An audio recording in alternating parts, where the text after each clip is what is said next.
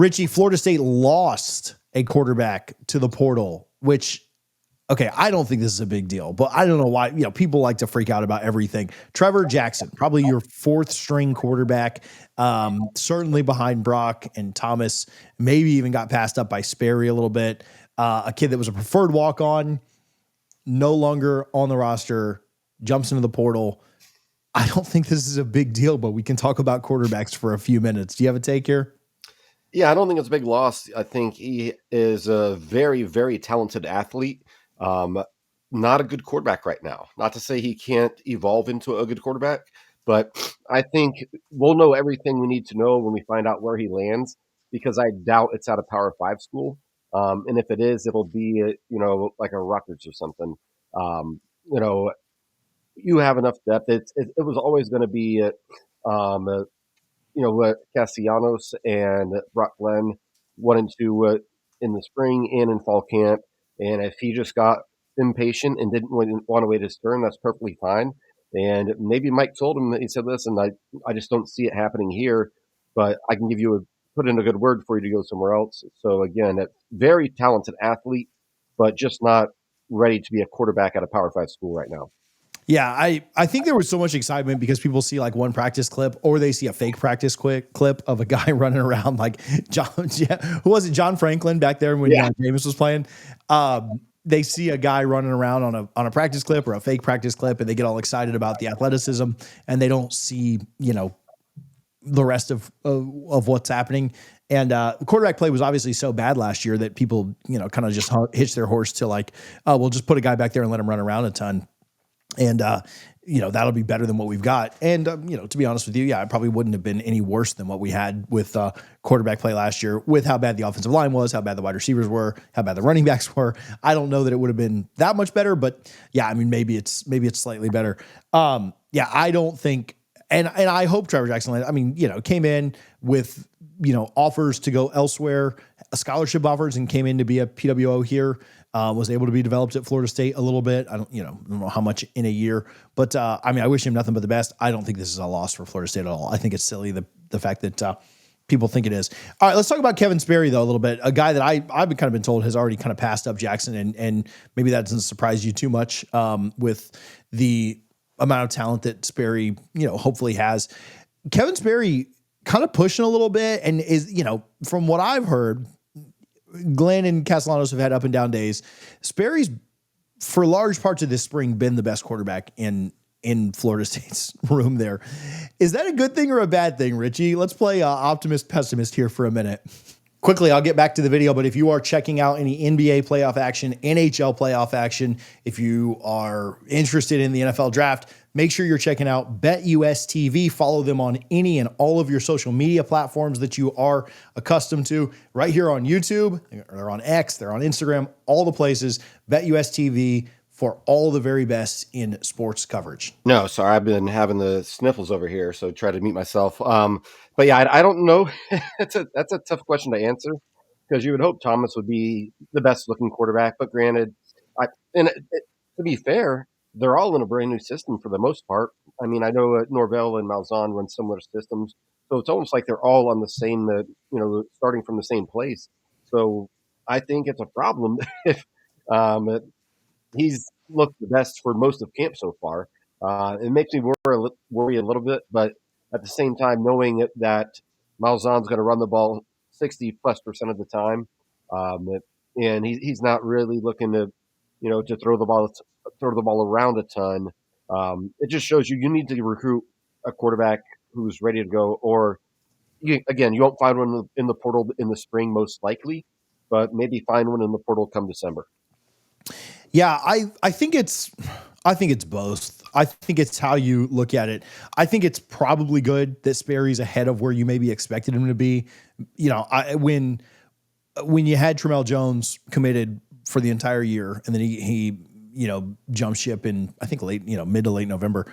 When that happens, you're kind of thinking, okay, well, what's plan B at quarterback at this point? And you're frustrated with how things are going in the season, and you're super negative about Florida State holding on to Tramel, even though you kind of knew that the way that was trending. Richie, I lost your camera and your mic there now, but I think there was some frustration with just how that went down. And then Florida State took a quarterback that you hadn't heard of for most of the cycle. And so there was frustration in it. But if he ends up being a lot better, I mean, yeah, maybe if he's really stepped up, maybe he's your quarterback next year, right? Like if he really takes a jump and is developed well, maybe you're looking at something. It is a little bit concerning that he's looking better as a true freshman than a guy who's been in college for this is Brock's fourth year now, or third year. And Thomas's, millionth year, right? Like he's been in forever. So I think that's, I guess it's good and bad. I found this interesting. Did you see Castellanos on with, was it Macklin and I don't know, one of those ACC shows that, never mind. One of those ACC network shows, said that Auburn was the team that got him into the portal and that's kind of where he had his, I don't know, where he was leaning towards when he jumped in the portal. I mean, the direct quote said that Auburn got him into the portal and then, ended up turning on that and said but when Gus called me, I couldn't say no to that. Couldn't say no to the chance to go play at Florida State. Now, I don't know what all went into that. I don't know what all went into his decision. Ultimately, I don't know honestly, what kind of NIL package he has right now I've not asked, but, I think that's interesting because when it was framed, when he first jumped in the portal, I think it was kind of just Florida State only was kind of the thought that we had or where he would end up. And, for him to end up at Florida State with Auburn being kind of the team that he says was, and I will say, shout out to him for the transparency because we don't often hear this. Most guys don't talk about other teams once they're on a roster. Does that make you feel any better, worse, anything? It almost makes me feel a little bit better. He was more wanted by other teams. Florida State did a good job with him. Auburn's in kind of a must-win situation too, and they ended up with Oklahoma's quarterback who they couldn't wait to get out of Norman. I'm not saying that we win more games. I'm not saying that I'm more, I think that I'm not trying to make any crazy statements like that, but I don't know, made me feel a little bit better that he picked Florida State over Auburn, Auburn certainly pays for guys. So I don't know. What are your thoughts? Yeah, he definitely said the quiet part out loud, the worst kept secret in college sports, especially football and basketball, that there was clear tampering in his decision to enter the transfer portal. And, that's obvious. But again, every single school does that. And I sure as hell hope we're doing it too, because if we're not, Mike's not doing his job. But yeah, the fact that, he entered the portal with intentions of going to Auburn, and then Gus was able to swoop in and convince him to come to Florida State because Auburn, the SEC is SEC money. They could overpay for him if they really wanted him. But I think he just was convinced by Gus that, his offense is a better fit for him. Auburn, you can sell, hey, you're going to play in the SEC. You get to play in Athens and Tuscaloosa and Austin and all these places. So it's always tough recruiting against the SEC. But at the same time, Florida State's always had the prestige of an SEC type school. So that kind of balances the playing field a little bit.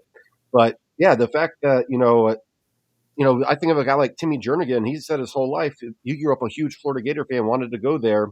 And then, on signing, they shocked everyone and picked Florida State.